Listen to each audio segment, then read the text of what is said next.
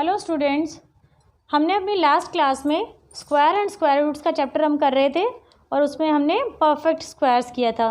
Last में हमने properties of perfect square की और उसके बाद में हमने कुछ मेथड्स किए, methods of finding the given number is a perfect square और नॉट, हमने ये किए। बट अब हमारा नेक्स्ट टॉपिक आता है स्क्वायर रूट। स्क्वायर रूट होता क्या है? अब सिंपली अगर हमने लास्ट में देखा तो हमने किया क्या, 5 स्क्वायर अगर हम लिखते हैं तो हम इसे लिखेंगे 5 × 5, it means 5 5 is 25 and we can say that 25 is the square of 5। हम कह सकते हैं कि जो हमारा आंसर आया है 25, वो किसका स्क्वायर निकाला हमने? 5 का। सो 25 is the square of 5। Same अगर इसी का ही हम ऑपोजिट लेते हैं, दैट मीन्स अगर हम लिखते हैं रूट 25, ये हमारा होता है रूट।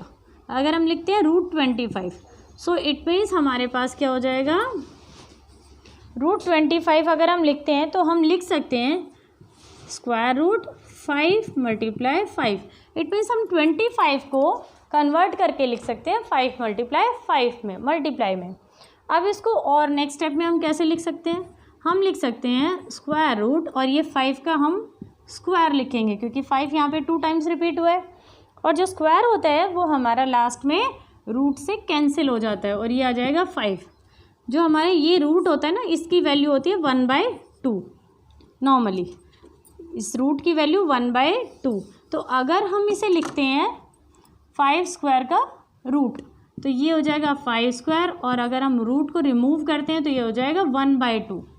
नेक्स्ट में अगर हम इसे करेंगे तो 5 और इनकी पावर 2 × 1/2, तो 2 से 2 कैंसिल हो जाएगा और 5 की पावर 1 बच जाएगी। इट मीन्स ये बचेगा हमारे पास 5। तो ये मैंने पूरा आपको एक्सप्लेन करके बताया बेटा कि स्क्वायर रूट कैसे होता है। स्क्वायर रूट की वैल्यू आपको पता लग गई 1/2। अब हम कह सकते हैं कि 5 is the square root of 25। 5 किसका स्क्वायर रूट हुआ? 25 का। 5 is the square root of 25। अब दोनों में डिफरेंस देखिए, इन दोनों में अगर हम यहाँ देखते हैं तो हम लिखेंगे 25 is the square, only square of 5 कि 25 5 का स्क्वायर है। जहाँ स्क्वायर आया इट मीन्स उसकी पावर 2। और यहाँ पे अगर हम देखते हैं हम लिख रहे हैं 5 is the square root, square root 5 is the square root of 25। It means अगर हम 25 का स्क्वायर रूट करते हैं तो हमारे पास आंसर आएगा 5। So we can say that a square root is just opposite of a square. It means square का just opposite हो गया हमारा स्क्वायर रूट। अब नेक्स्ट हम करेंगे फाइंडिंग स्क्वायर रूट। अब यहाँ पे हमारे पास two finding the square root को फाइंड करने के देयर आर 2 मेथड्स। 2 मेथड्स होते हैं मेनली हमारे पास। First method is prime factorisation method and the second one is long division method. तो स्टार्टिंग में हम अपना प्राइम फैक्टराइजेशन मेथड से स्टार्ट करेंगे, आगे जाके हम अपना लॉन्ग डिवीजन मेथड भी करेंगे। जैसे जैसे बड़ी क्लासेस आती जाएंगी तो उसमें हम लॉन्ग डिवीजन को ज़्यादा वैल्यू रखते हैं क्योंकि वो फटाफट से हमारे क्वेश्चंस लॉन्ग डिवीजन से इजीली निकल जाते हैं। प्राइम फैक्टराइजेशन में टाइम लगता है, लेकिन किसी किसी बच्चे को प्राइम फैक्टराइजेशन ईजी लगता है, किसी को लॉन्ग डिवीजन मेथड ईजी लगता है। तो आज हम फर्स्ट में स्टार्ट करेंगे प्राइम फैक्टराइजेशन मेथड। अब प्राइम फैक्टराइजेशन मेथड के लिए हमें क्या प्रोसीजर फॉलो करना होता है? सबसे पहले find the prime factorization of the given number. जैसे नाम से पता चल रहा है इट मीन्स प्राइम फैक्टराइजेशन। तो जिस भी नंबर का हमें स्क्वायर रूट फाइंड आउट करना हो बाय प्राइम फैक्टराइजेशन मेथड, तो उसमें सबसे पहले हमें उसी सेम नंबर के प्राइम फैक्टर्स फाइंड आउट करने पड़ते हैं। सेकंड स्टेप होता है हमारा make the pairs of prime factors.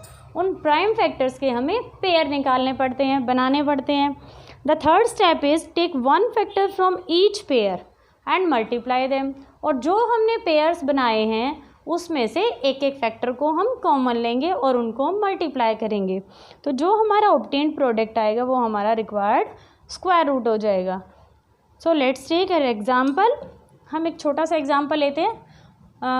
Find the square root of number 64। अब हमें 64 का स्क्वायर रूट फाइंड आउट करना है और कौन से मेथड से? बाय प्राइम फैक्टराइजेशन मेथड से। तो हम फॉलो करेंगे prime factorisation method to find the square root of, हमारा क्वेश्चन हो जाएगा find the square root of 64 and कौन सा method, by prime factorisation method.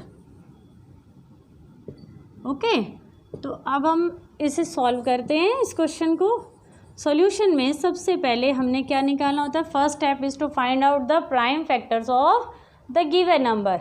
It means 64 के हमें सबसे पहले प्राइम फैक्टर्स निकालने होते हैं। और ये वाला जो काम होगा ये हम रफ वर्क में नहीं करेंगे, ये हमारा फेयर में ही चलेगा। सबसे पहले हम प्राइम फैक्टर्स निकालते हैं। प्राइम फैक्टर्स 2 से स्टार्ट करेंगे। 2 3 ज़ा 6, 2 2 ज़ा 4, 2 16 ज़ा 32, 2 8 ज़ा 16, 2 4 ज़ा 8, 2 2 ज़ा 4 एंड 2 1 ज़ा 2। तो हमारे ये निकल गए प्राइम फैक्टर्स। ये आपको सभी को आते होंगे बेटा, क्योंकि ये आपका 7th स्टैंडर्ड है, 8th स्टैंडर्ड। 7th स्टैंडर्ड में आपने ये सब सीखे थे, 6th में भी सीखे थे और अब आप 8th स्टैंडर्ड में हो। तो अब आपका ये हमारे निकल गए प्राइम फैक्टर्स। तो हमारे सेकंड स्टेप में क्या होगा कि हमें इनके पेयर बनाने होंगे, मेक पेयर्स ऑफ देम। हमने इनके पेयर बना लिए। थर्ड स्टेप में इन्हीं पेयर्स में से हमें एक एक प्राइम फैक्टर लेना होगा। तो अब हम इसमें से अगर प्राइम फैक्टर्स लेते हैं, हमें लिखना पड़ेगा 64 इज इक्वल टू, क्योंकि किसके प्राइम फैक्टर निकाले हैं, 64 के। और हमारे प्राइम फैक्टर्स कौन कौन से हुए, 2 multiply 2 multiply 2 multiply 2 multiply 2 multiply 2। ये हमारे सभी प्राइम फैक्टर्स हमने यहाँ पे लिख लिए हैं। और इनके जब हमने पेयर बनाए, यहाँ पे भी बना सकते हैं और यहाँ पे भी, ये हमने 2 2 के पेयर बना लिए। तो नेक्स्ट स्टेप हो जाएगा हमारा, इन पेयर्स में से एक एक प्राइम फैक्टर हमें निकालना पड़ेगा। इस पेयर में से एक निकाल लिया हमने, मल्टीप्लाई किया दूसरे पेयर का और थर्ड पेयर का भी। जब हम मल्टीप्लाई करते हैं तो हमारा आंसर क्या आएगा, 2 2 ज़ा 4, 4 2 ज़ा 8।